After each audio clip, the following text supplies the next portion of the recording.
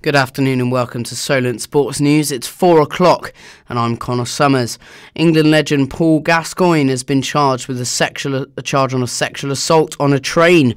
The former footballer was arrested at Durham Station in August. The British Transport Police have said that the 51-year-old was charged with one count of sexual assault by touching. The LGBT fans of England have been brought to light over the weekend. Our reporter Jack Atkins has the story. The England fans are bursting with joy after their vital win yesterday. And that is the goal! Harry Kane in the nick of time! The Three Lions Pride fan group were in full voice at Wembley over the weekend, as they brought LGBT visibility to the games. Di Cunningham is an organiser at Three Lions Pride. Three Lions Pride is a fan group for England supporters who are LGBT plus or allies. The FA are taking their responsibility really seriously and not just giving us tickets, but backing up any issues that we have and making sure that anything there is reported and that stewards are properly trained. So the FA are delivering. But, you know, you'll know if you saw us at the World Cup that we were the only national fan group, the only national LGBT plus fan group. John Holmes, the network lead for sports media LGBT, followed the story on Three Lions Pride for Sky Sports. Well, I think the work that the fan groups are doing is really important. They're providing that visibility year round, so it's not just within the Rainbow Laces campaign activation period, which we're in at the moment. You know, they're sort of then there with flags or with banners or with scarves. You know, some kind of visible presence kind of minds people. Ryan Aitken is the first openly LGBT referee in the professional football leagues, and he talks about how much these groups do for the community. I know Guy and I know Joe who run Three Lions Pride, and actually met with them when I was in Russia this year, and I think it's a fantastic campaign that is supported by the FA. What we've seen in the last couple of years is a number of other people getting behind the Rainbow Laces campaign who are LGBT, and not specifically in football, but in rugby and in the darts and in the Olympics. And we've seen a number of fan groups set up within the Premier League and the EFL. And I think that's really encouraging. And what we're seeing is now a massive change to perception of LGBT in sport. The Rainbow Laces campaign takes place across all levels of sport. David Wright, the joint chair of Solent's LGBT plus staff network, talks about LGBT and Solent sport. Yeah, we did a lot last year on the Rainbow Laces. So I think we had 400 pairs of Rainbow Laces last year that a lot of our teams adopted. Solent actually does a lot in the way that we're actually educating students on our sports study courses. So we have seminars on inclusivity, on tackling some of all the social issues, whether it's homophobia, whether it's racism, sexism, again, to make sure what we want is to make sure that the people, the next generation of leaders within sport are going to be going out there committed to creating an inclusive game for both the participants and the spectators. With the Rainbow Laces campaign taking place over the next 2 weeks, let's hope there is sunshine ahead for sport. Jack Atkins, Solent Sports News. Goals from Jesse Lingard and Harry Kane helped earn the Three Lions a space in the Nations League semi-final as England overcame Croatia last night. Gareth Southgate has said the team has made sure the fans are fully behind them heading into the final stages of the competition. None of us knew what this tournament would be like, but the atmosphere in the stadium and the emphasis on the game because of what's happened in the last 2 months really rose as we went forward. That's great because we had to live with the pressure of playing at home and we're going to have to do that. The way that we reacted. None of us knew what this tournament would be like. None of us knew what this tournament would be like.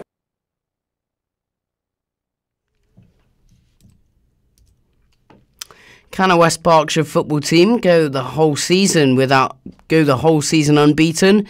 Kingsclear FC are on their way to winning 4 trophies. Will Fowler reports.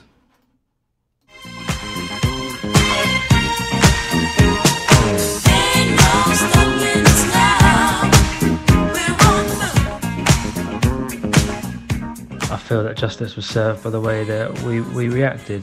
The boys did well, got the ball down quickly, and Sean got the ball in the back of the net, and quite frankly it serves them right for not paying attention. There was late drama in the Open Cup on Tuesday night. Kingsclear Football Club travelled to Broughton searching for a place in the quarter-final of the competition. An early goal put Kingsclear ahead, only to be cancelled out by a Matthew Casson equaliser before half-time. The second half was dominated by the away side, a goal the only thing missing. Kingsclear thought they'd snatched it with 10 minutes left to play when Sean Foster beat the Broughton defence to square the ball to player-manager Lee Hamilton, who tapped into an empty net. 2-1 to Kingsclear, or was it? The linesman's flag was raised and referee Graham Horn disallowed the goal. In terms of the goal disallowed for offside, there was a few factors why that may have been done, but at the end of the day you just got to respect the decision. That was man of the match Chris Corcoran. With the game heading to penalties, there was just enough time for another twist in the tail. Hamilton was fouled on the edge of the box, and Foster took a quick free kick, catching Broughton by surprise. Referee Horn gave the goal, which sparked outrage from the Broughton team. Their protest led to goalkeeper Liam Paul being sent off, and Tom Cozzy shortly followed for a second bookable offence.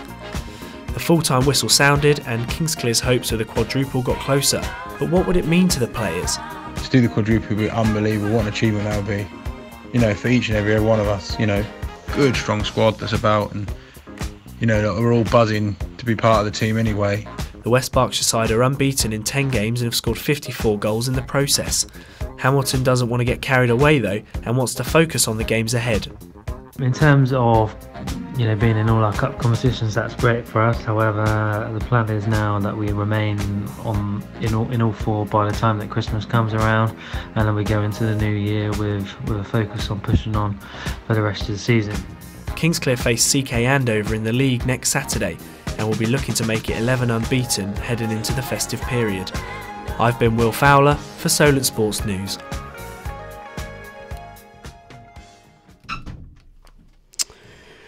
After decades of local coverage, Southampton's Daily Echo has announced it is stopping local sports coverage. Our reporter Gurpreet Singh has the story.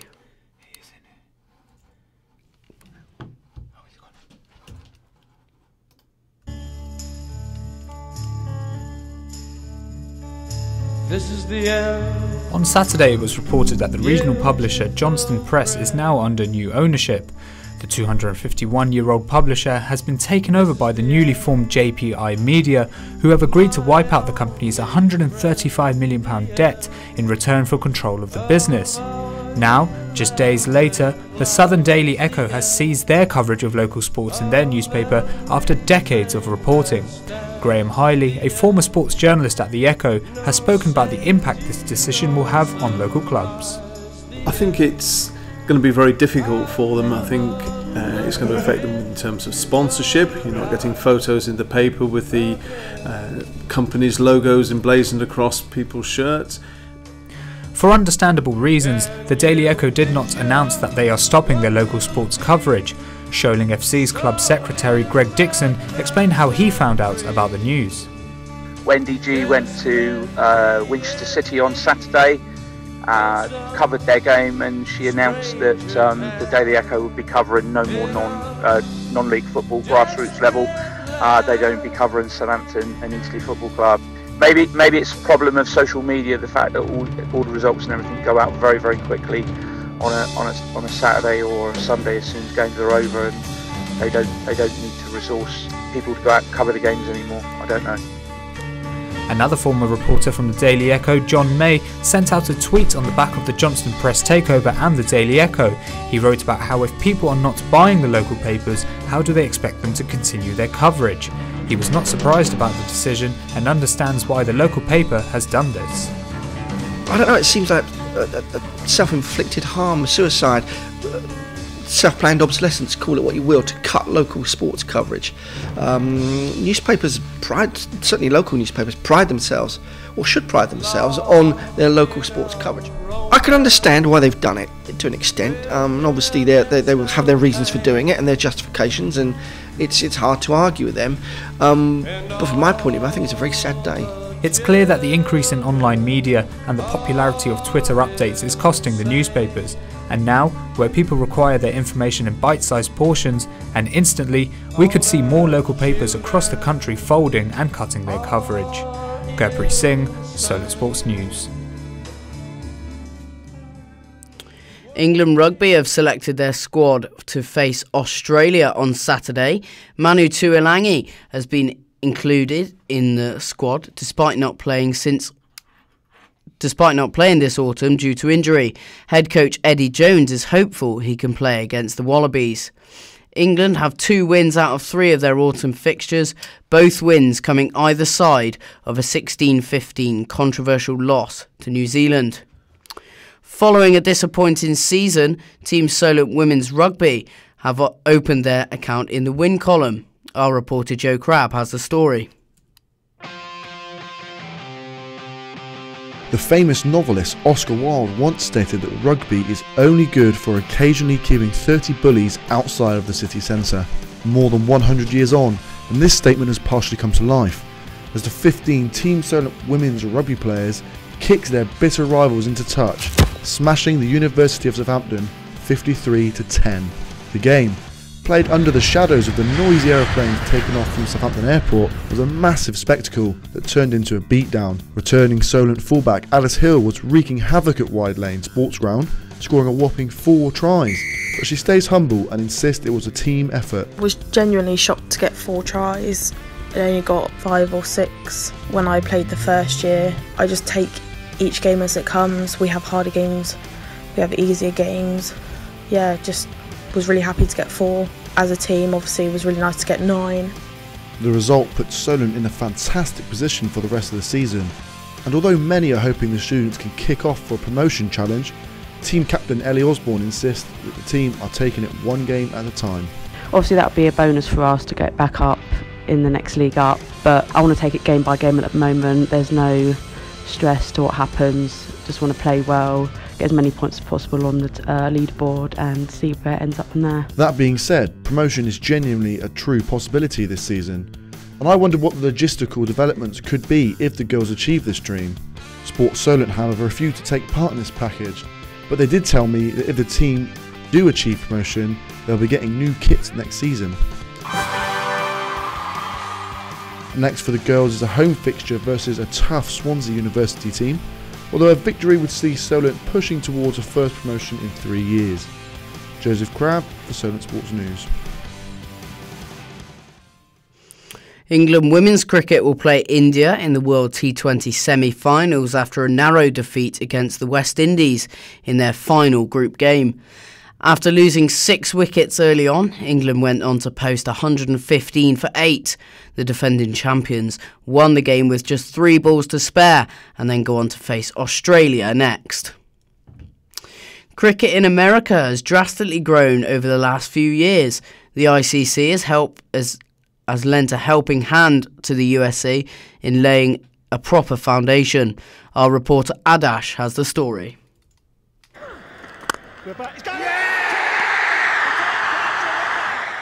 America isn't a firepower when it comes to cricket because the infrastructure hasn't helped the cricketers develop their game. The International Cricket Council has given its support in the recent past, and so have the legends of the game. There are certain countries where cricket hasn't reached, and that is the effort which both me and Shane we are trying to explore. We have former national Abhimanyu Rajat speaking about ICC's efforts to help the board. Over the last few years, the ICC has taken a keen interest in expanding the game in the US. Currently, the ICC supports the USA national team in all different areas when it comes to team management, selection, as well as player development. When asked about why the game is still not that popular, a migrant from India, Giri, who currently plays 3rd Division cricket in Los Angeles, said the reason was lack of media coverage. Media-wise, I don't think the sport is covered on a broader basis. there are streaming platforms where you can watch cricket. I think it will get better if the US cricket team does better, or if baseball becomes unpopular and if they know how to make money off of cricket like India. Promotion of cricket doesn't happen a lot in the US, unlike baseball or basketball. The easiest way to promote the game would be playing and telecasting the T20 format. I think the T20 format of the game is the best way to market the game here to the American audience. It's not only the most fast-paced and most exciting format of the game, but it also falls in the same time frame in viewership times as you'd say a basketball game or a baseball game. As you know, all kids learning the game start by looking at their favorite international cricketers on the TV, following their footsteps, and that does not currently at present have a heavy input in the US media circuit. In this regard, cricketing greats like Vaughan and Tendulkar inaugurated the Cricket All-Star T20 in the US with the main intention of globalizing the sport. Globalizing cricket is our dream, it's our vision. With bigger teams like India and the Windies playing T20 games in Florida, the Caribbean Premier League migrating to Florida for a short period of time, and with the help of ICC and ex-cricketers, cricket in USA will soon be huge. This is Adarsh for Solent Sports News. Sports psychology is a hot topic at the moment, and its practitioners are suddenly in high demand. But where were they for some of England's biggest sporting failures? And can they be instrumental in our future successes? Lawrence McJanet finds out. And Durrance Lascelles denied! Trackless Gareth Southgate. And Kafka saved them! When it goes to penalties, what happens to England? You start packing the suitcase.